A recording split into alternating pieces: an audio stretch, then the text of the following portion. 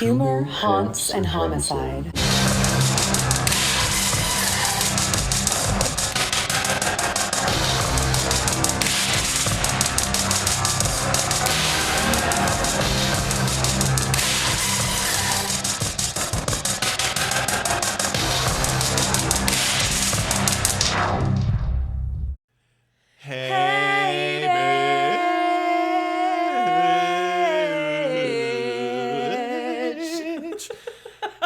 I'm Josh. And I'm Renee. And we're at Humor, Haunts, and Homicide. Welcome back to season 2. And if you're joining us for the first time, hello and welcome to our crazy, insane, psychotic podcast. We hope you love us. You will. You will. You will. We don't know why we're giving you hope. You're going to love us. And for those of you that already know us, we already know you do. But if you don't, we're sorry. Don't listen to us. Thank you. But no, you know what? I'm really happy to be back. I know that, we've taken a little bit of time off because we have lives and we're humans and... Yeah, and I know that everybody's been waiting on the edges of their seats for our triumphant return. Triumphant? That's a great word. I always forget it exists. I know. Triumphant. I'm going to use that. It is a good word. In my daily life. What have you been up to, bitch? Well, I've seen you since a month, but our peoples have not heard us since a month. They haven't. So they need to know that on April 19th, Taylor Swift released the greatest thing of all time, the Torture Poets Department. The greatest thing of all time. It's the best thing I've ever heard in my life. So tell me about your experience with this obsession. I mean, albums. Oh, it's an obsession, and it's consuming me. Okay. And what does that look like? Well, if I'm in my car, it's on. If I'm at work, it's on. If I'm at home, it's on. And if I don't want to have people hear it, it's on in my headphones. So I can't even listen to other Taylor Swift right now. Do you take a bathroom break without it on? Well, I mean, it's not like, it's almost the soundtrack to my entire life. Wow. But I mean, okay. I might take like little breaks. Do you fall asleep to it in your headphones? I have done that like 2 nights, yes. Okay. 2 different So there nights. is an obsession here. And you know what? I'm not hating on you for it. Because we it's- all have our shit, right? It's glorious. I'm Scarlet Witch and Marvel and Loungefly bags and Funko Pops and... I'm Taylor Swift and the Chicago Bears. Yeah. I mean, And friendship bracelets. Ooh, yeah. That's your thing. Legos. Legos, yeah. Oh, you would love some Legos. And you're great at putting them together. I'm telling you, for those of you that don't Lego or that don't understand or appreciate the art of Legoing, like myself... this bitch can Lego. I mean, she got this thing. Actually, my husband got me a gauntlet, Thanos gauntlet, for Christmas, and it was a beautiful Lego set. But he really didn't. He was like, I have no desire to build it At all. And then in steps me. So she was like, so what is your expectation here? I said, I just want to hang out with you and watch you work. And she's like, oh, great, because that's what I wanted. Yeah. So she took it over, and it was like watching a psycho work. Like, really. But it was great. But an impressive way, It was right? impressive as okay, fuck. Yeah, thank you. I was like, how did you even do that? Like, did you even need directions? Have you done this one before? No, I definitely need directions. But I love Legos. I don't know what to tell you. So we're going to Legoland? Yes, I love Legoland. Oh my God, we're doing that. Okay. We're adding that to the list of things that everyone knows we say we're going to do, that hopefully we do that probably won't. So yeah, so what else have I been up to? I've been playing a lot of piano, like practicing my piano. Did you getting good? I mean, I've gotten okay. I've been learning Taylor Swift songs, but I also have like other basic songs that I play that I already know. Okay. So if I'm like struggling, then I just like will go and I'll just play a song that I know. It like boost my confidence a little bit. What are the ones that are on your playlist right now? Well, Champagne Problems by Taylor Swift, that's the one I'm trying to get really good. And then I want to move into playing and singing at the same time, which I've never done before. Oh. So I'm trying to like get good enough. Okay. To where I can sing. Is it mainly for yourself, or do you have the intention of recording? It's absolutely just for myself, yeah. That's fun though. Because it's just, yeah. Yeah. And I've gotten to spend a lot of time with my niece. How's that been going? She's 2 and she's the cutest thing ever. And I swear to God, every time I see a picture of her, she either has looked like she's aged like a month. Like, I don't know. She just looks bigger and bigger every time. And her vocabulary has gotten like really strong. So her hair is robust. Oh, her hair is. Oh my gosh! Out of nowhere, I felt like it was like months later she had a full head of hair. But yeah, she's the cutest thing. Oh, so cute. And and the NFL draft just happened. Oh. And Bears drafted Caleb Williams. We drafted Rome. I can't say his last name. I'm not going to try to say it. It starts with an O. And we drafted other people, but I'm really excited. I wish I could enjoy the excitement with you, but you just spoke a foreign language that I don't understand. Basically, okay, so when guys are coming out of college And going into the NFL, they have to be drafted. Like, so there's like this. Yes, big... that I know. Okay. I got. Yeah, we can speed up there. Oh, okay, Yeah. okay, you got Gotcha. that. Thank Yep, you. I'm got it. sorry. Yeah, it's Well, maybe I'm not that dumb. Well, maybe okay. someone else didn't know. I understand. Okay. True. The Chicago Bears had the number 1 pick in the draft, so basically that just means that we were able to get the best player. Oh. Who is hopefully Caleb Williams, quarterback. I need the Bears to win a Super Bowl. I understand that your choice of team is not the best, from what I hear. My choice of team, excuse me? As far as statistics goes. That's what I mean. Okay, but... Like, best is a figure of whatever you want it to be. My team is the best. Right. Thank you. Okay. But statistics say, right, like it's not great for your team that you love is the best? Maybe so. Okay, that's fine. Maybe historically. And historically, my team from my hometown, Detroit, go Detroit, did great this year. But, I mean, they really fucked it up. That's the only game I watched, and I was really upset. Yeah, they really fucked my world up there. Detroit. I understand, but being there, it's kind of my thing. And, I get it. I get it. Just as the Chicago Bears is your thing because you're from there, and all that. But it's fine. But I'm glad that you had a great time. Did anything else exciting happen with the draft, or is that pretty much the highlights? That's the main highlights, okay. And that's. Is Tom Brady retiring and coming back for the 8th time, or? No, he's already been retired. Oh, okay. Well, He's not coming. Yeah. Nobody knows for real. Well, what have you been up to? Oh my God. On this little breaky break. Oh man, so much. Oh man, I feel like it's just going to take up all this banter part of our episode, but if you're cool with it, I'm just going to dive right in. Go ahead. All right, so I guess we'll start with the new job is going great. I'm loving it. I'm still in training, but I'm learning. I'm learning more. The company just feels right. I'm in the right place. And funny enough, I had this networking social. Now, for those of you that don't know me, I'm actually a really good introvert-extrovert. I prefer my true self as my introvertness, but I can fake it till I make it to be an extrovert. I'm in a field where I've been able to be in sales and be around clients and customers my entire career for the last 22 years. But ultimately, it gives me anxiety. So I deal with going to that kind of shit. I'm a new person in a new company where I know nobody. They all know each other. They've been there forever, 20 plus years, some of them. And there was a little group of us that kind of weren't mingling with the rest of the crowd. There was 100 people there in this small place. And I look over at the person next to me. I start talking to her, even though it drove me crazy inside to do it. And she starts talking to me, and there's a couple other people engaging in the conversation. And she starts asking me what I'm doing in the company, and I tell her. And then she tells me, and I said, it's funny. My husband worked there a couple years ago, and he was laid off. And she was like, what did he do? And I said, well, he was in merchant services. And she's like, oh, well, I used to run that department. Do you know what his name was? And I said, well, yeah, of course I do. Do you know what his name was? She said it, and she made fun of it. She was like, oh my gosh, I didn't mean that. I was like, no, I told her it's fine.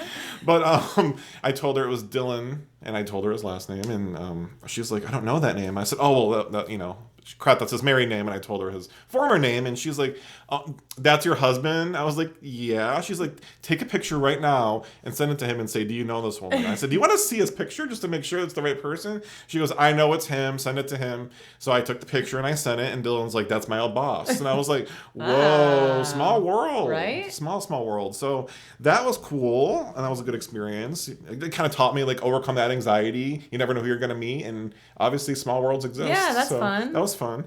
And then what else? Oh, Dylan and I started a cleaning business together. Yeah, you did. So that's been exciting. That's been works and in progress for sure.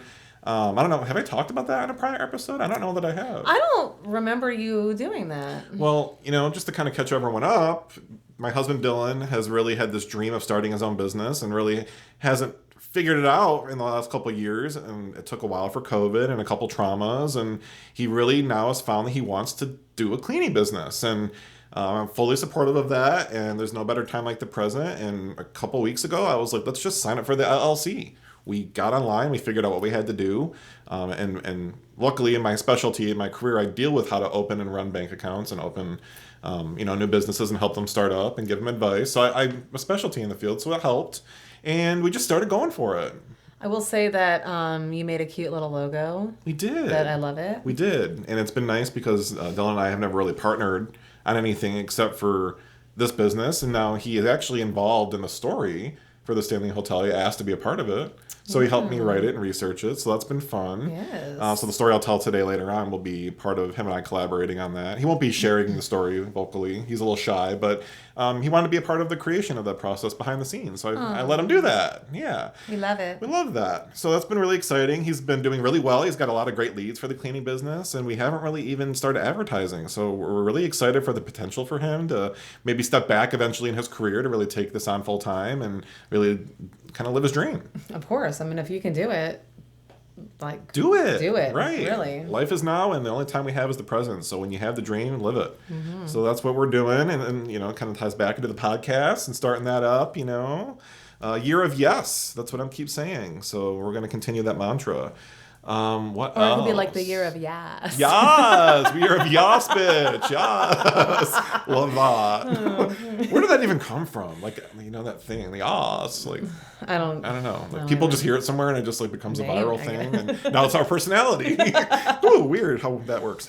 What else have we done? Oh, I just got out of vacation a couple weeks ago. Yes. And my parents were in town. It's gonna be the word of the day.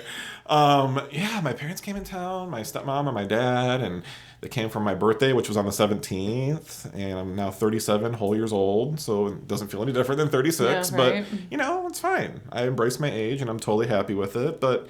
You're gauging beautifully. And I just slap a little makeup on and a little skin tightener, a little nip tuck, we're good to go, you know? Yeah. A little maintenance, but you know, they came in town and we did so much shit I couldn't really piece together what we did and when. But we went to the beach one day and spent the time, you know, the whole afternoon there.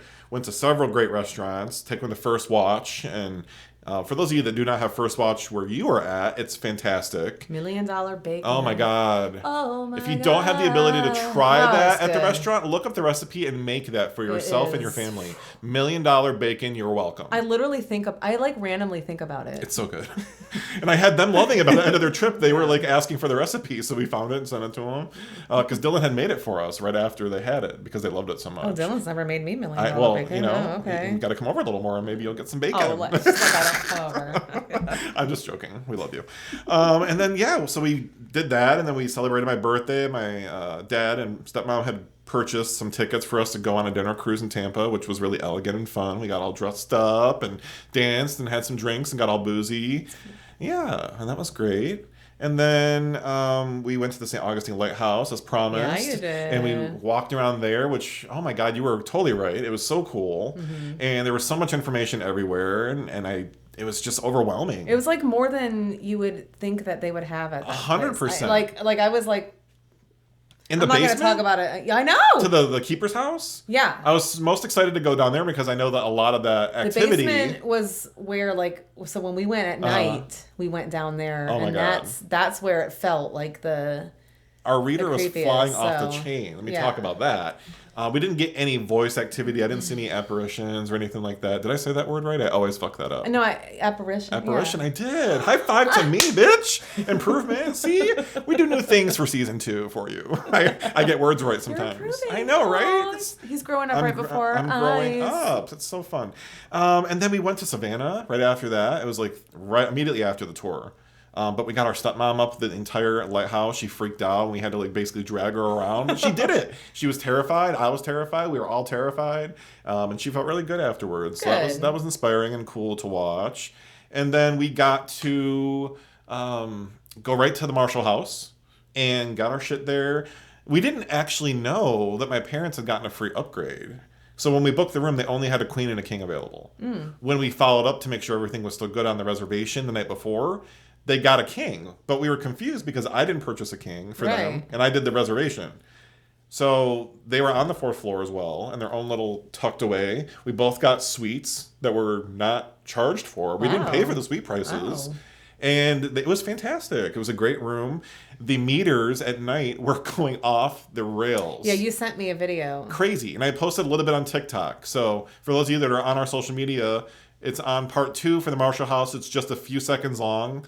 But it is exactly what was going on for the last couple hours I was trying it out in the room.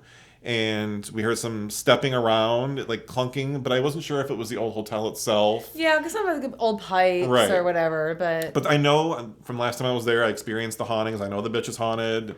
Everyone else that's visited knows it's reported haunted, so I wasn't worried about that, and the meters showed that it was haunted again. So, but a great time. We went downtown and did a ghost tour, all dressed up nicely. We went to the old pink house and got to experience an old Prohibition basement bar that's only lit by candlelight. I know, it was so fucking cool. You go down there and you could kind of imagine what it would have been like down there at that time. Yeah, I want to do that. And there was an old winery down there, and I'll post pictures of that as well. I love wine. Oh my gosh, who doesn't love wine? Well, I guess alcoholics don't love wine because they shouldn't be drinking. But I mean, you know, and people that don't drink, if they're not alcoholics, don't like wine. I love it. You get it. Yeah. But yeah, there was a pianist down there to tailor to your new obsession. Did I say that wrong? No, you didn't. But the word pianist makes me laugh. Like I'm like, her a boy? Yes. I'm sorry. It's like you said it correct. I was like, oh fuck shit. It's funny every time. That's I'm sorry. Funny. I'm sorry. I love that. I love that for us. Oh my gosh. But yeah, so we did that, and then we had that dinner, and then we just toured the entire house, which we didn't do in Christmas time when we went there. And then we drove home the next day and finished up the vacation by just spending time at home and hanging out at the bonfire and having some drinks with my family and laughing. And then what else? Gosh, we had pictures done on our home last week. So yeah, you got something big coming up with the home. We do. We're selling our house. It's going on the market on May 3rd. I wish it would have been May the 4th be with you day, but it wasn't, so that's fine. Our realtor wanted it to be on a certain day, and that's cool. I get that for the sales purpose of it. But I'm really excited. We're about to make hopefully a bunch of money, pay off a bunch of debt, and start a new phase of our life that's going to really allow us to live in a way that we haven't before, and that's debt-free and happy. So we're going to find a new house. We're going to go for the new build style. They're doing it all over where we're at, as you know. Mm-hmm. And that's really what we're aiming to do. So we're going to continue on the business. We're going to sell our home. We're going to be debt-free. And we're going to just enjoy our jobs. And that's all we can do is be happy. So very good. That's really it. Oh, other than that, I guess the last thing I'll talk about is I've seen tons of fucking movies in the last month. Because I mentioned prior that we have an AMC movie pass. And I've watched Immaculate, One Night with the Devil, Abigail, First Omen. I will say the One Night with the Devil was great. It was interesting. It was done in the 60s and 70s, I believe. Maybe I'm wrong on that time frame, but you'll have to do a trailer look and watch that. It's fantastic. And unexpected twist ending, if you will. Abigail has the most blood I've ever seen in a fucking movie in my entire life. It was a vampire ballerina. A vampire ballerina? These people were hired by this guy who's basically wanted them to kidnap this daughter. So these people go into this mansion, they kidnap this daughter. They find out once they kidnap her that she's actually a ballerina vampire. And she's there to kill them, not to... So, and then twist and flips on them, and they have to now survive when they're the bad guys.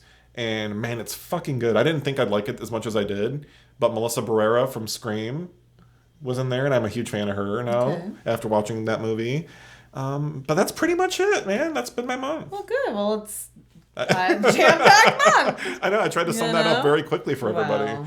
But yeah. So other than that, it's been a really good time. Awesome. Yeah.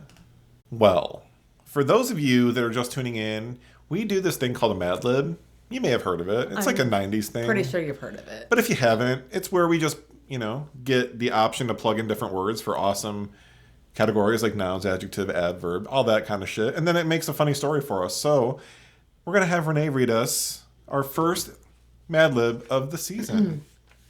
And we're doing it, we're currently going through a RuPaul's Drag Race Mad Lib theme. Oh, we're sticking to it. We are sticking to it. Except... I think I might have mentioned this before. I'm just going to say it real quick, but I did find out that there was a Taylor Swift themed Mad Lib book, and I'm buying it. So we'll be doing that one next. Okay. So that's great. Anyway, so today's story is called "Teach a Man to Fish." Ooh, give me the reel. Whether he's a jock, a carny in the armed forces, or a purple-haired veteran of life. Here are some pointers for taking a manly hoe and pounding him over into a drag queen in your image. That was a nice opener. Yeah, that was good. Okay. When applying makeup, be mindful that your drag baby's earlobe is different from yours. A handsome man face does not guarantee a pretty lady belly button. Have him practice bouncing in a pretty line while wearing skanky heels. And make sure he swishes those eyelashes of his. To be a true cunt, he better sissy that walk. Tell him your story. If he understands what makes you shiver, you'll be a more loose drag duo for it. I mean, that is... Yeah. Last but not least, if he's wearing a slimy fitting thong, teaching him how to disgustingly tuck his weenus is an absolute snack. You know, out of, yes. out of all the ones we've done, this is now... I like that. That was a nice one. Number 11 is the most peculiar, for sure. That's nice. Oh, That's wow. nice. I like it. That was good. And also, you know, we also are located in the Tampa Bay, Florida area. We also are located near Pasco County. We're actually in Pasco, but most people don't know Pasco, so I like to say Tampa. It's easier, Tampa. I usually will say, like, we're in between Tampa and Clearwater. Yeah. And then people kind of are like, okay. Yeah, and Pasco County, for those of you that haven't seen, I think it was at Live PD. That's the one. Thank you. We were featured on there. We for were all featured, the crazy. and let me tell you, it was something. It was something. All the crazy. And, you know, since we figured when in Rome, we might as well just share some stuff about Florida because Florida be crazy. Yeah, so welcome to this installment of What the Florida? I just like how we always change it up right there, you know? Just keeping it fresh. It's fresh, funky fresh. It's funky and fresh. Why not? We're going to go with that. Well, today I'm going to give you my first What the Florida. It is going to be about Miami police responding to reports of an alien during an incident at a Florida mall. Let's hear it. Let's hear it. Authorities in Miami responded to reports of a, quote, alien creature was captured on camera during a riot at Bayside Marketplace. The incident occurred around 8:30 p.m. on New Year's Day when a group of teenagers started fighting and lighting off fireworks at the two-story mall. That created a massive panic and prompted an even larger police response. Over 60 police vehicles responded and shut down the area as officers tried to get to the crowd and get it under control. They arrested 4 teenagers who were facing charges of burglary, unoccupied conveyance, grand theft, battery, and resisting an officer without violence. Authorities are still looking for other assailants involved in the riot. However, the incident went viral after several videos posted online appeared to show the silhouette of an alien creature. One video posted on TikTok by Jack Mac Barstool breaks down the video and details other strange occurrences, like thousands of people losing power following the incident. The video quickly went viral with 1,200 people commenting and adding their own theories about what mysterious gray figure was. However, the Miami Police Department was quick to shut down the rumors about an extraterrestrial visitor at the shopping mall. A spokesperson for the department told TMZ that it wasn't an alien. Instead, it was nothing more than a shadow of a person walking in front of the police cars. Quote, "What is seen in this clip is the shadow of someone walking. If you look at the bottom of the shadow, you can see the person, no creature," the spokesperson explained. Okay, obviously the police department is going to say that it wasn't an alien. You know, they're going to. They're going to try to cover it up. What do you think? I mean, I don't know if I didn't see the video, and I don't know if there was an actual alien in this thing, but I believe that they're out there. Oh, hell yeah. So I'm just saying, I think that the government, if they would always say it's a person regardless, so I'm gonna not buy it. Thank you. Okay, I'm with you. I follow your drift. What do you got for me? What the Florida do you have picked? Well, let's read this one here. Florida man accused of shooting 3 people after trying to date his daughter. Okay. All right. Wow. Let's go.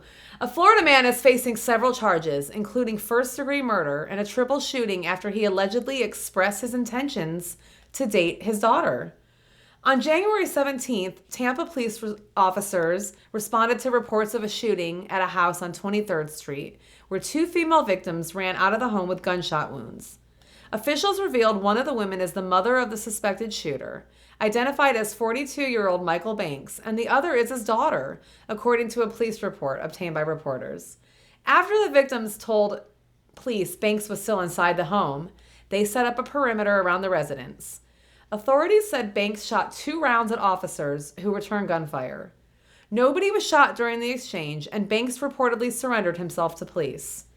Investigators said they found another woman, who's the mother's friend, dead inside the house with a gunshot wound to her head. Officials haven't revealed her identity as of yet. Detectives also discovered a letter Banks allegedly wrote to his daughter, insisting she enter into a relationship with him and not date anyone else. Why? The police report states, what a creep. Fucker. Banks' mother and her friend talked about forcing him out of the house over this letter, and the 42-year-old father overheard the conversation, telling officers he felt betrayed and upset. This guy is... What a psycho. I hate him. Banks then took his revolver and started shooting at the pair before opening fire on his daughter while she was in the shower, the suspect reportedly told authorities. What the fuck? He was held without bond on several charges, including first-degree murder, attempted murder of an officer, firearm possession, and 2 counts of attempted first-degree murder with great bodily harm. What a fucking psycho. What a fucking idiot. Oh my God. Wow. Because, okay, so I when I initially read the title, I was not expecting that horror. Like, he wanted to date the daughter himself. I don't know why I didn't get that fully, but... And then another woman was dead inside the house with a gunshot wound to her head already? Because she was trying to prevent him from wanting to date his own daughter. Like, that's some fucking gross, crazy Florida magic right there. What the fucking What the Florida on that one? Yeah. Wow. Jesus. Damn. Well, I don't know if you guys want to hear anything from me or not. Hopefully you do, because I got a story for you. I would love to hear a story from you. I'm glad, because I did promise last season at the season finale, episode 10, that I was going to talk about the Stanley Hotel.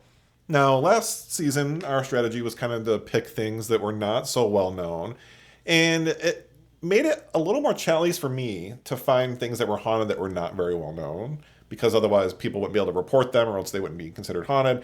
True. You know, so I'm starting to branch off into a little more, I guess, notorious attractions. Well, here's the thing. So the Stanley Hotel, I know about it because of The Shining. Sure. And that's kind of it.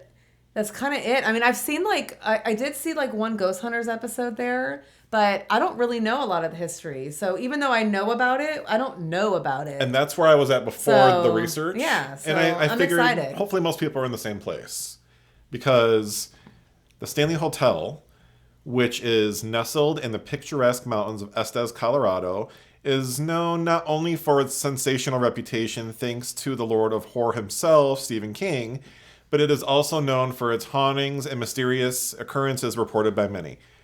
This iconic hotel has earned a reputation for being a hotspot for spooky and creepy events that have fascinated visitors and researchers alike. From ghostly apparitions to unexplained noises, the Stanley Hotel has captured the imagination of many, leaving them intrigued by its eerie history. Let's take it back to where it all started. Because that's kind of my thing. We start with the history and then we dive into why it's haunted. The original plot of land for the hotel was purchased in 1908 through the representatives of the 4th Earl of Dunraven and Mount Earl. It was an act. Between 1872 and 1884, Lord Dunraven claimed 15,000 acres of the Estes Valley in an unsuccessful attempt to create a private hunting preserve. Because he was unpopular with local ranchers and farmers, Dunraven left the area in 1884, leaving the ranch to management to be basically overseeing the property. Dunraven's presence in Colorado was parodied in Charles King's novel Dunraven Ranch in 1892, and also in James A. I want to pronounce this as Missioners? Missioners? It could be either. And then the book was called Centennial, and that was in 1974.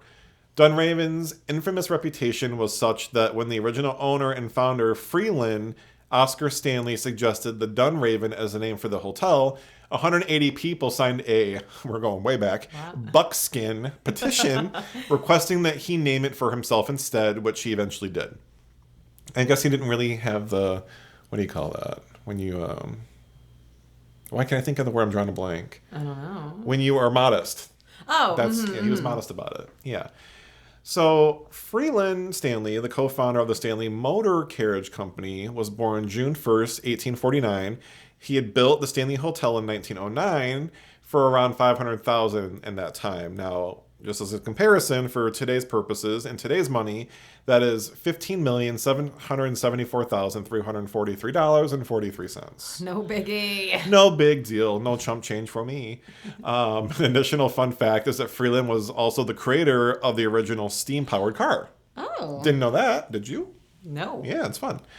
The main hotel and the concert hall were completed in 1909 and the manor in 1910. To bring guests to the nearest train depot in the foothills town of Lyons, Colorado, Stanley's car company produced a fleet of specially designed steam-powered vehicles called mountain wagons that seated multiple passengers.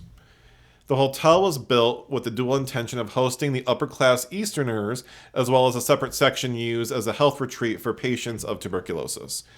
In the beginning years of the hotel, the room count on premises was about 48 rooms, and give or take, because it started to grow pretty rapidly, just also to give you a comparison look, it's usually, the average hotel in America holds anywhere from 50 to 65 rooms for the guests. The Stanley Hotel now has a massive occupancy of 16,000 square feet and holds 140 room occupancy. So massive expansion over time. The design is inspired by the style of a colonial revival era, and some people say that the historical architecture of New England and the general form and layout are designed to accommodate the contemporary notions of hygiene and comfort. However, as proud as he was of the hotel, Freeland was not content with the rustic accommodations, lazy pastimes, and relaxed social scene that this kind of had as an overall feel of the new summer home. Stanley later turned Estes Park into a resort town, and construction began on the Hotel Stanley in 1907. Upon opening, the hotel was said to be one of the few in the world powered entirely by electricity. Now, at that time, that was a big deal. However, lack of available power inspired the installation of an auxiliary gas lighting system, and on June in 1911, June 25th to be exact, the day after the pipes had been filled, an explosion occurred, and it injured a maid that damaged the structure.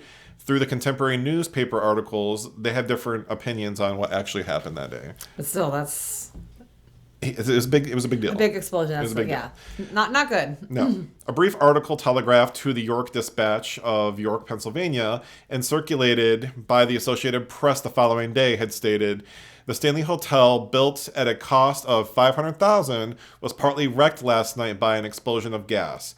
8 persons were injured, 1 seriously. None of the guests were injured. Elizabeth Wilson of Lancaster, Pennsylvania, a hotel employee, was hurled from the second to the first floor, and both ankles were broken. The other 7 are African-American waiters." Ouch. But when the Lancaster paper reprinted the story, the editor noted that Elizabeth Wilson's name did not appear in local directories, and she could not be identified as a Lancastrian. Similar accounts in local Colorado papers gave the maid's name as Elizabeth Lambert and convey various dramatic details that are not confirmed by other articles. The most comprehensive and detailed article on the incident appeared on June 29th in the Fort Collins Express and seems to be the most accurate, positively refuting that the maid had been hurled from the second to the first floor. To supply his hotel with power, Stanley led the construction of the Fall River Hydro Plant, which also brought electricity to the town Estes Park for the first time. Every guest had a telephone, and each of their rooms shared an ensuite bathroom with running water supplied by Black Canyon Creek, which had been dammed in 1906. After surviving a near-death experience of his own from tuberculosis in 1881 and his wife's health problems, Freeland vowed to live a straight and narrow life free of alcohol and tobacco going forward. Freeland suffered through tuberculosis off and on until his eventual recovery from TB in 1907. Freeland eventually lived a long life of success, passing away at 91 years old from a heart attack in Newton, Massachusetts, 1 year after the death of his wife, Flora Jane, in 1940. Flora had passed away from a stroke. Yeah. Flora Jane is a pretty name. It is a pretty name. I like that. And it's unfortunately followed by tragedy. I know. I like it anyway. But for those of you that don't understand or know what tuberculosis really is, because I really didn't understand it, I wanted to touch briefly on it because it's very contagious, infectious, and potentially very lethal. Here is the definition directly from the CDC's website. Tuberculosis, TB, is caused by a bacterium called Mycobacterium tuberculosis. The bacteria usually attacks the lungs, but TB bacteria can attack any part of the body, such as the kidney, spine, and the brain. Now, everyone infected with TB bacteria becomes sick. As a result, 2 TB-related conditions exist: latent TB infection, LTBI, and TB disease. If not treated properly, TB disease can be fatal. TB bacteria spreads through the air from one person to another. When a person with TB disease of the lungs or throat coughs, speaks, or sings, TB bacteria can get into the air, and then people nearby may breathe in the bacteria and become infected.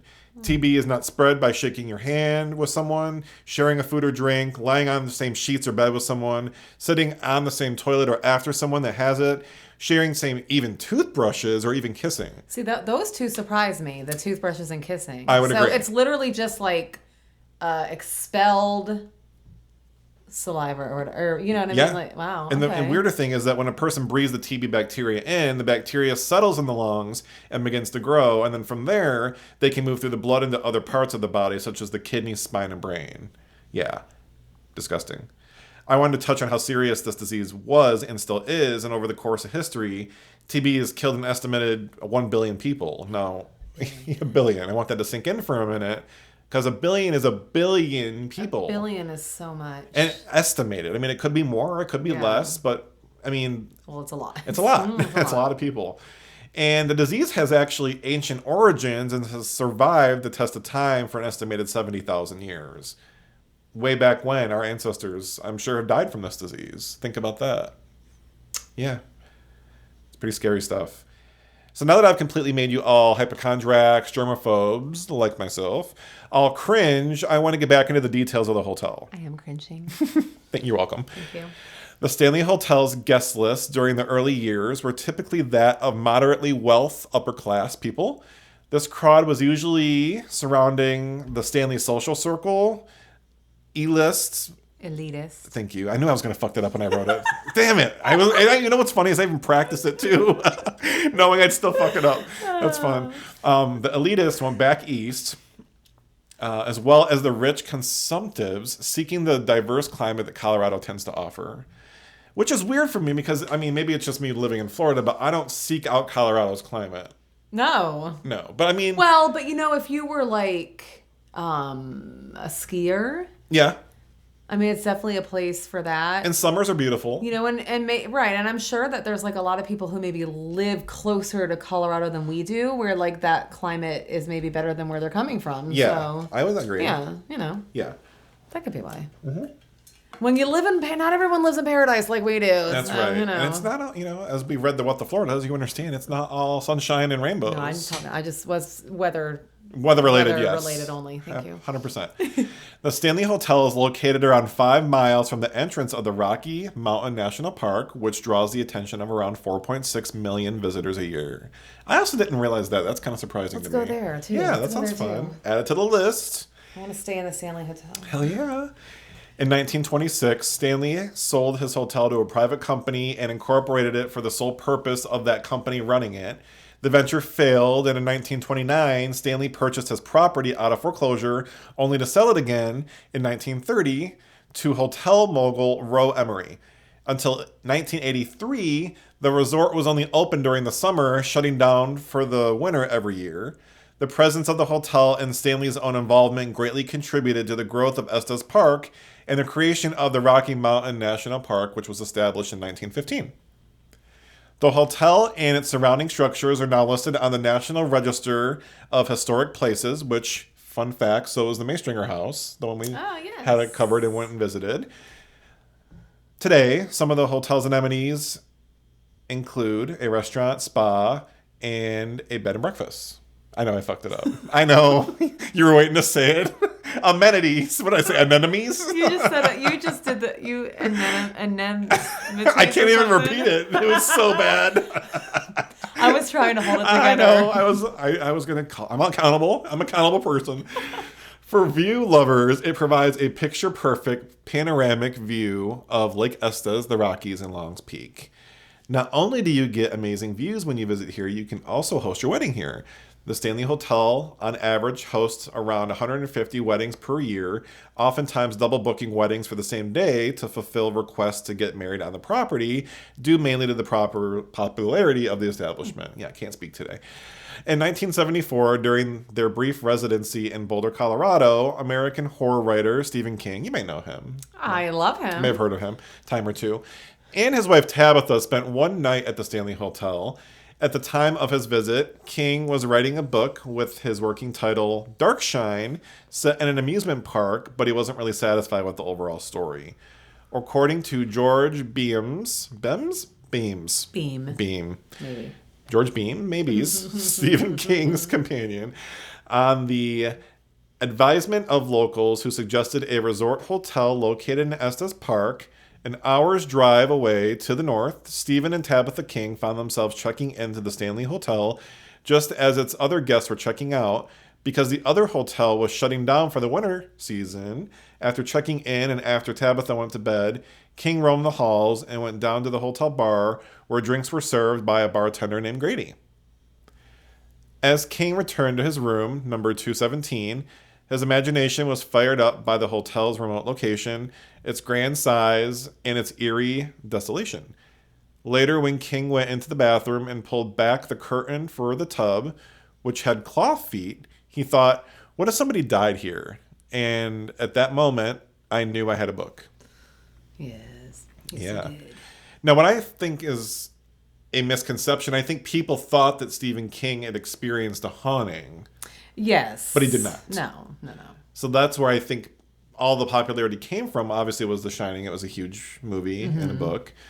But despite a peaceful early history, in the years following the publication of The Shining, the Stanley Hotel gained a reputation for that setting for the paranormal activity and has been frequently named as one of the most haunted hotels in the United States. It has been hosted numerous paranormal investigations and has appeared in shows such as Ghost Hunters and Ghost Adventures. Now, I'm going to dive a little deeper into some of the haunting stories and where they occurred in the hotel. You good for that? I'm in. Any questions? Good.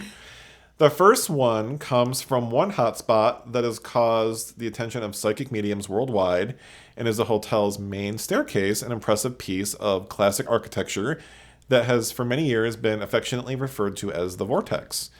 The stairway, which connects the hotel lobby to the second floor suites, is believed to be a kind of paranormal portal, a tunnel of spiritual energy that is often cited as the reason why so many ghosts and lost spirits continue to hang around the Stanley Hotel.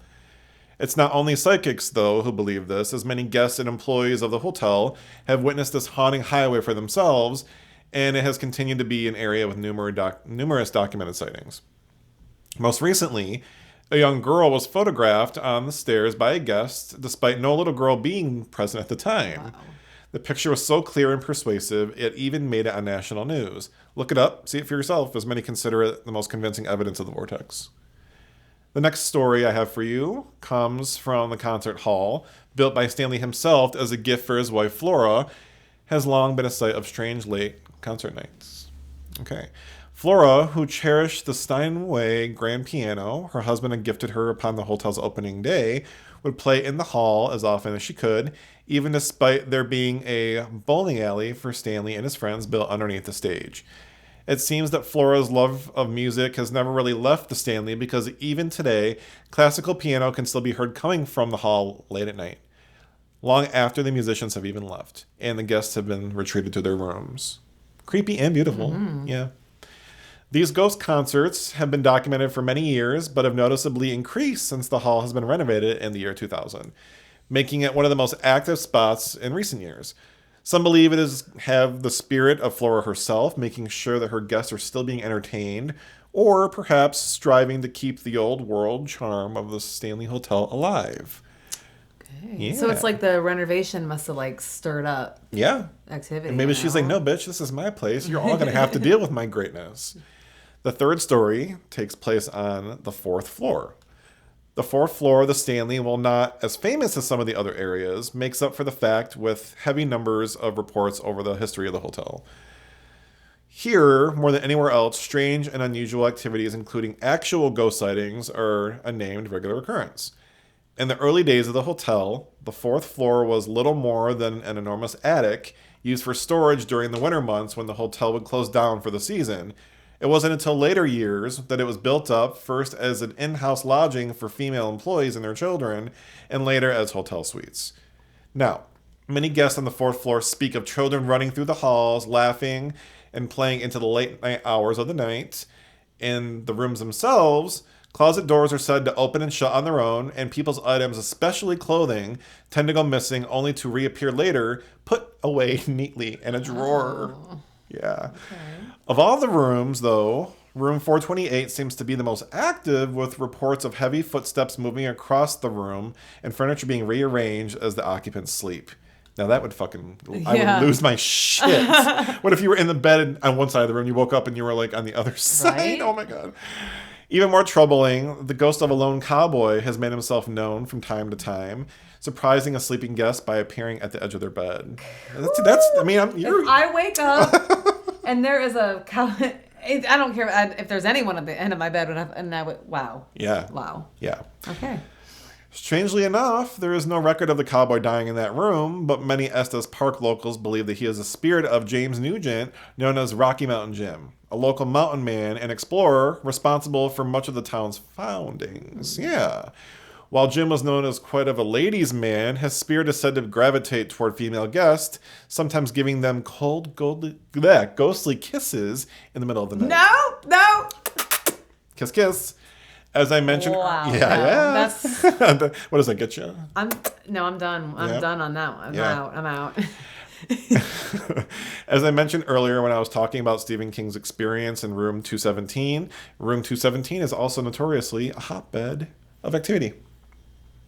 The Stanley may have had its fair share of hauntings, but they are all said to pale in comparison to the hotel's most notorious and coveted hotspot, room 217. In the early years of the hotel, room 217 was the location of a horrific accident, one that would prove an early indicator of the sordid history that would follow the Stanley for the rest of its days. Late one night, as a Colorado snowstorm was fast approaching, the head housekeeper, Mrs. Elizabeth Wilson, was making her rounds, lighting the, help me out here, acetylene. Thank you, lanterns through the hotel in case of a power outage.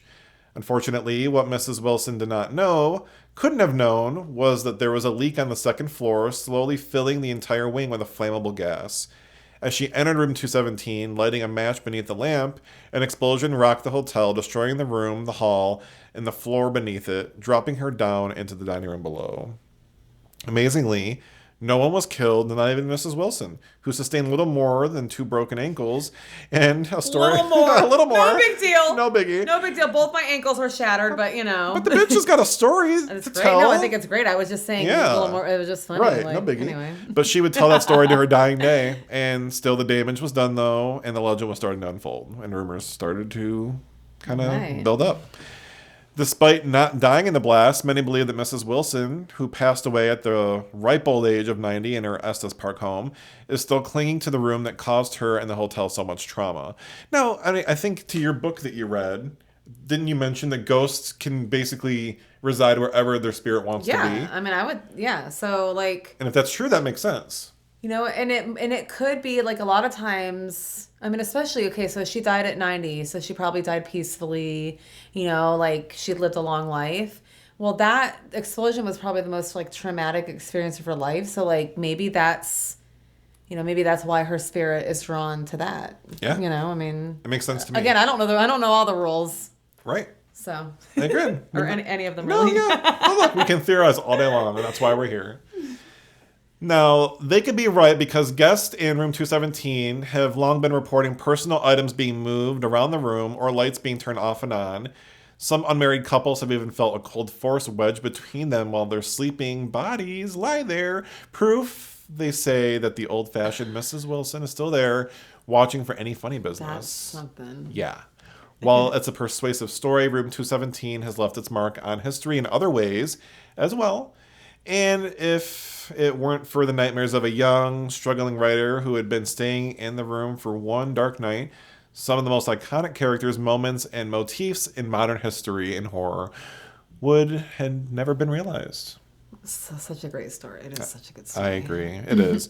To this day, the Stanley Hotel is a staple destination in Colorado, known far and wide for its stunning architecture, cozy atmosphere, and to haunting enthusiasts, most importantly, its haunted past. In fact, it is said that nearly half of its annual guests are there for only one reason, to catch a glimpse of the hotel's famous ghost. Well, everyone, this is Dylan and I's story on the haunted Stanley Hotel. And I just have one more thing to add. Wendy, I'm home! Yes. Yeah. Very good. Very good. Very informative. I learned a lot of new things. Yeah. I enjoyed that one a lot. Yeah. That was fun. I enjoyed all of my stories, but this one particularly. Well, there's only one problem, and that's now I have a new place that I want to go. You know what? Add it to the let's add it to the 7,000 places that are already on the list. You know what? Bucket list it up, bitch.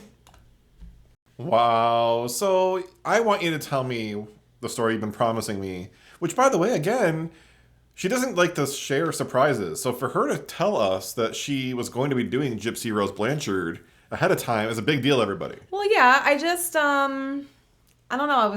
I was feeling some kind of way that day, I guess. Well, I appreciate that some kind of way. You're welcome. Because I'm ready to dive in. Well, I'm going to go ahead and dive right in. I did this story because my daughter, like I had said, had kept requesting me to do it. So I do usually tend to do more like out of the way ones, which I'll probably go back to. But You know what? Sometimes you know what? Do what your kids want Live you to your do. life. Right? All right. Gypsy Rose Blanchard grew up with her mother, Dee Dee Blanchard, making claims about her health that resulted in a series of dire diagnoses and medical interventions. However, Gypsy wasn't actually unwell. Her mother had been lying about her symptoms. Experts believe Dee Dee's behavior stemmed from the mental disorder Munchausen syndrome by proxy, because Dee Dee wanted to be a caretaker. She feigned and induced illness in her daughter. The truth about Gypsy and her mother only came out after Gypsy arranged for an online boyfriend to murder Dee Dee in 2015. So I think we all know about that. Yeah, I watched many 2020's Datelines 48 Hours of this. Yeah, and like shows, series, course. you know. The Hulu thing. Did you watch The Act? Yeah. Mm-hmm. I started to. I didn't finish it, but I knew the story. Yes, so, yeah. So. Gypsy Rose, who was born in 1991, was a baby when Dee Dee claimed her daughter had sleep apnea. So basically this literally started from infancy. Yeah. She was claiming all kinds of shit. When Gypsy was 8 years old, Dee Dee described her as suffering from leukemia and muscular dystrophy and said that she required a wheelchair and feeding tube. The list of medical problems that Dee Dee related about her daughter would go on to include seizures, asthma, and hearing and visual impairments. Disgusting. And it's crazy that none of it was... None of it. It's crazy. Due to Dee Dee's actions, Gypsy was prescribed a litany of medications and had to sleep using a breathing machine. She also went through multiple surgeries, including procedures on her eyes and removal of her salivary glands. When Gypsy's teeth rotted, perhaps due to her medications, missing salivary glands, or neglect, they were then pulled out. Yet the truth was that Gypsy could walk, didn't need a feeding tube, and didn't have cancer. Her head was only bald because her mother shaved off her hair. Experts believe Dee Dee had a mental illness known as new word, known as Munchausen syndrome by proxy, also called facetious disorder imposed on another. I would have said fictitious. I'm glad you got that right. Which made her fabricate her daughter's ill health in order to receive attention and sympathy for taking care of a sick child. Like, imagine the need to be that needed, or that, like, the attention to be on you is... And the fact that you aren't even claiming it yourself, you're putting somebody that you love through it. It's crazy. It's disgusting, and it's absolutely wrong, illegal on so many levels. It's terrible. So Dee Dee appeared to be a charming, devoted mother, so everyone believed her. I mean, you know, because she was over the top. Medical tests often showed inconclusive or contradictory results regarding Gypsy's diagnoses. But Dee Dee would stop seeing any doctors who questioned her daughter's ailments. And many caregivers went along with what Dee Dee wanted. She'd had some nurses training so she could accurately describe symptoms, and she sometimes gave Gypsy's medication to mimic certain conditions. Oh, so that, like, for example, if she had maybe an allergic reaction, it may make her Yes. swell or hive up, or maybe if she had trouble sleeping, or maybe she would give her Adderall to make her so she couldn't sleep, but then would say that she had sleep apnea. Correct. Yeah. For example. Yeah. When Gypsy was old enough to talk, Dee Dee instructed her not to volunteer information during their appointments. She was always the one relating Gypsy's fake medical history.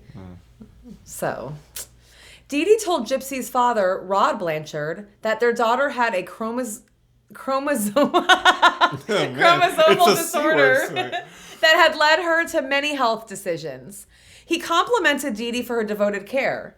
When some of Dee Dee's family noticed that Gypsy didn't seem to need a wheelchair and asked questions, Dee Dee and Gypsy moved away. Oh, conveniently. Yes. Oh, gotta go, new life, bye. And I know, like, so the father, he was, like, very involved in, like, sending resources. But she kind of, like, kept her away from him, for the most part. Dee Dee claimed to be a victim of Hurricane Katrina, so she and Gypsy received assistance to relocate from Louisiana to Missouri in 2005. There, Dee Dee continued to bring Gypsy to doctor's appointments. Hurricane Katrina also provided a perfect excuse for missing medical files. Oh. So anything that had happened prior, it was lost in the hurricane, blah, blah, blah. So, Even when Gypsy was a teenager, Dee Dee still claimed she was sick and began to lie about Gypsy's age. In 2008, Gypsy and Dee Dee moved into a new home in Springfield, Missouri. Built by Habitat for Humanity, it was painted pink and had a wheelchair ramp. Gypsy and Dee Dee also received benefits that included charity-sponsored visits to concerts and Disney World. All along, Dee Dee continued to bask in the attention she received for being a devoted caretaker. Okay. Yeah. When Gypsy was 14, she saw a neurologist in Missouri who came to believe she was a victim of Munchausen syndrome by proxy. However, this doctor never reported her case to authorities, which isn't that like the whole part of being a doctor, like the whole you can't harm, and if you know something or you like suspect something. Yeah, you have a vow to protect something when it's wrong or when you sense something isn't right. And clearly he failed. I agree. I mean, in later interviews, he stated his belief that there wasn't enough evidence to act, but why wouldn't you just notify someone? Well, also, I remember in the stories that I watched on this that she was very persistent when a doctor, because she would go to several doctors. Yes. And when that doctor would say, no, this isn't right, like she doesn't have that, she'd be like, no, fuck you, I'm going to a new doctor. She just goes to the next one, exactly. Like, so, In 2009, an anonymous report was made to authorities stating that Dee Dee's accounts of Gypsy's ailments had no medical basis. This resulted in 2 caseworkers visiting their home, but Dee Dee was able to convince them that there was nothing wrong, which I will never understand. Right. As Gypsy grew older, Dee Dee began to lie about her age, going so far as to alter the dates on Gypsy's birth certificate to make her daughter seem younger. But Gypsy was still becoming harder for Dee Dee to control. I'm saying it's going to add a lot of syllables to her name. In 2011, Gypsy tried to get away from her mother by running away with a man she'd met at a science fiction convention. But Dee Dee soon tracked them down via mutual friends. She convinced the man that Gypsy was a minor, though she was actually 19 at this time. According to Gypsy, Dee Dee smashed her computer and physically restrained her to bed after they returned home. Gypsy has also stated her mother would sometimes hit her and deny her food. So, maybe it's just me that's questioning this, but when he had found out, or maybe was even told by her mom, Dee Dee, that she was a minor and he still continued to date her, just based on the fact that she said that's not her real age, is it... I don't know. If it were me, I would back the fuck up even if she were of age. I'd be like, oh, this is a weird situation, clearly. Yeah. The fact that he was like, no, I'm going to believe this girl. She's maybe a minor, but she says she's not, and I love her, so I'm going to stick with her. You know what I mean? That's what I'm getting from this. Yeah, maybe. That's just my question. Gypsy eventually managed to get back online. She joined a Christian dating site where she met the infamous Nicholas Godejohn. Ugh, I just hate his last name. I don't know why that bothers me. I'd always bother me. And it's just his face too, anywho. Now, she told him the truth about her mother's actions and ended up asking him to kill Dee Dee so that they could be together. In June 2015, he came to her house and stabbed Dee Dee while Gypsy waited, ears covered, in the bathroom. And it was like, I remember like seeing like documentaries and all kinds of stuff. Like it was Terrible. a mess, a terrible mess. Now, Gypsy and Godejohn returned to his home in Wisconsin, where they were eventually found by police. Gypsy had twice posted to the Facebook account she shared with her mother, once writing, "That bitch is dead." She later explained she made the post because she wanted her mother's body to be discovered, which makes sense. I mean, here's the thing. You have to think about the mental state that Gypsy was in. You know? It's hard for me to put a ton of blame. I mean, again, like what she did was definitely not the answer.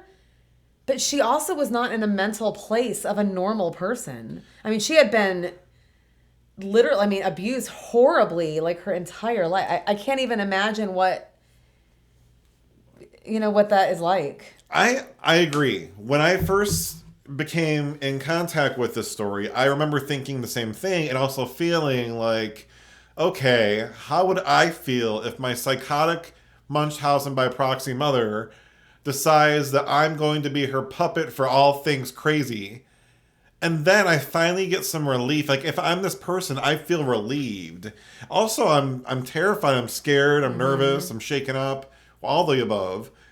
But yeah, like I gotta say, there's a little bit of justice in Carmana. Like, right. So it's hard because it's conflicting. It's like you a definitely conflicting death thing. is not the answer. Murder is not the answer. But it's like, man, she was never going to be allowed to go. I mean, she wasn't going to be allowed to. I don't know. No. Anyway, well.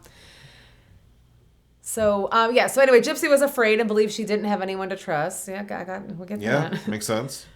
After Dee Dee's murder, many people who'd known Gypsy wondered why she had gone so far as to kill her.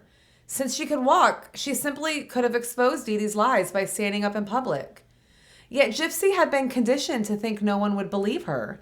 She explained, "I couldn't just jump out of the wheelchair because I was afraid and I didn't know what my mother would do. I didn't have anyone to trust." Like, she had been terrified of her mother. Her mother literally, like, gave her medication to mimic symptoms, made her have unnecessary surgeries. Like, she had to have just been, like, terrified of this woman. And let's think about Dee Dee, right? So if I'm exposed, let's say that you're Gypsy, Renee, and you get out of that wheelchair in front of a whole crowd of people at our family reunion, for example.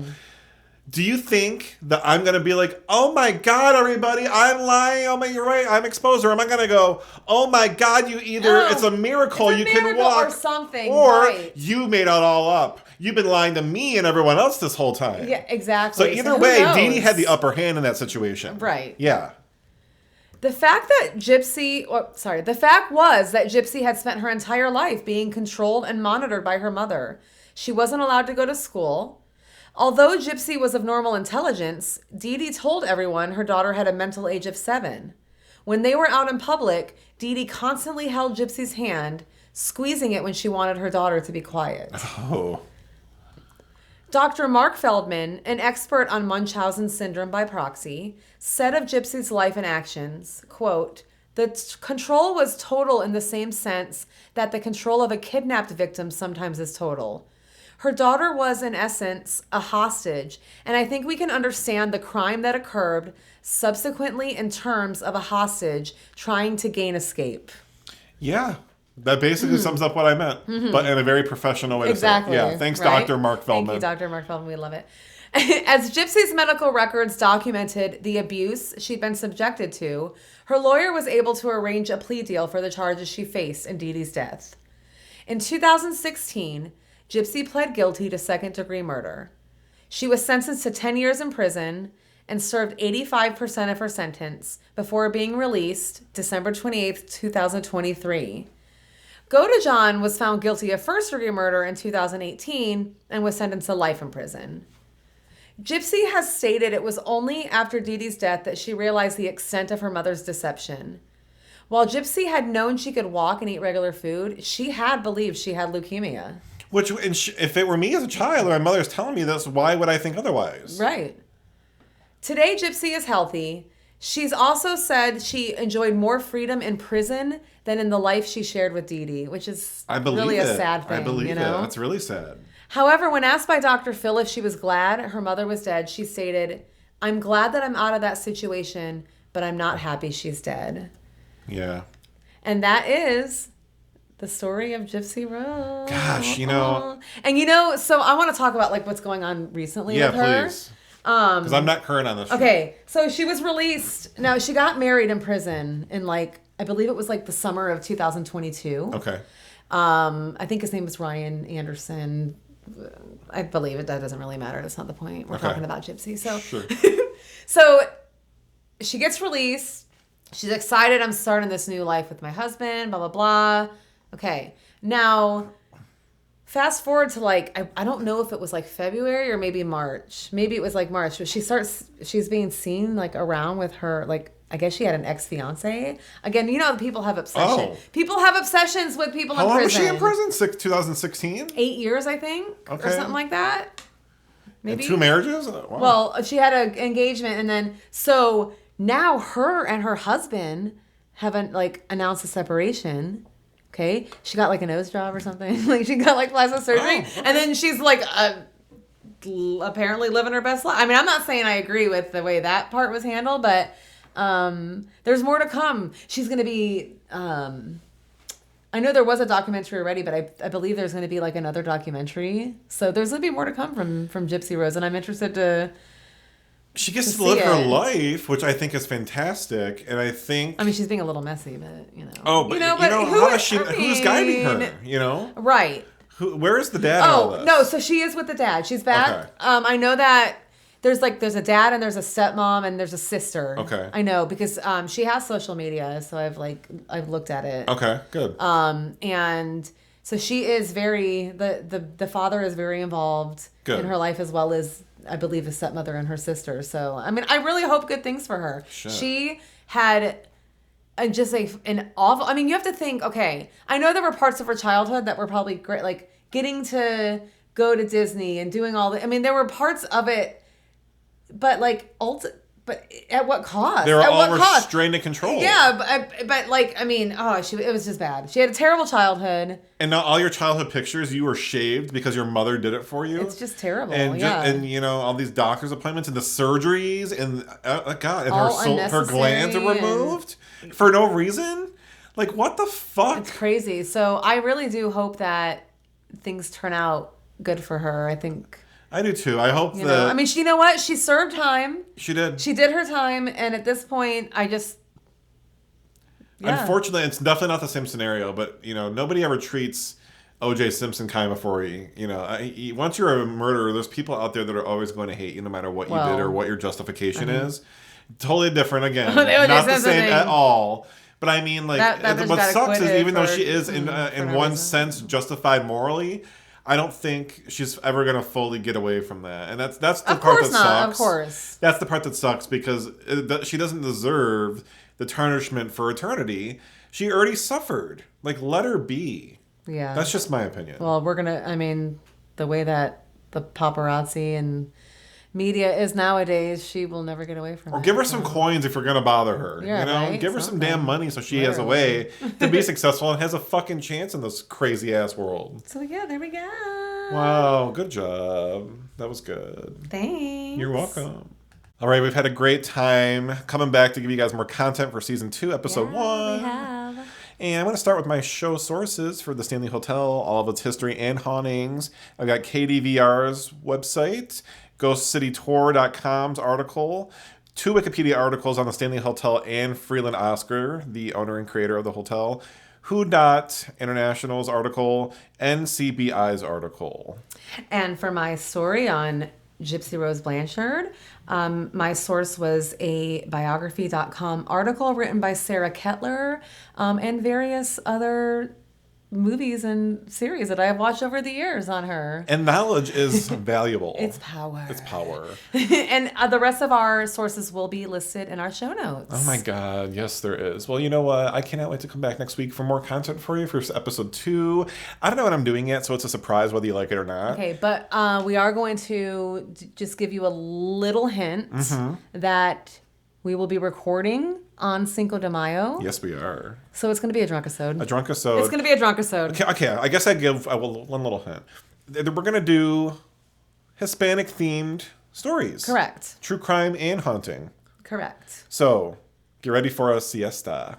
And you know what else you need to be ready for? What's that? The fact that mystery never sleeps. Oh my God, and neither do we. Bye, bitch!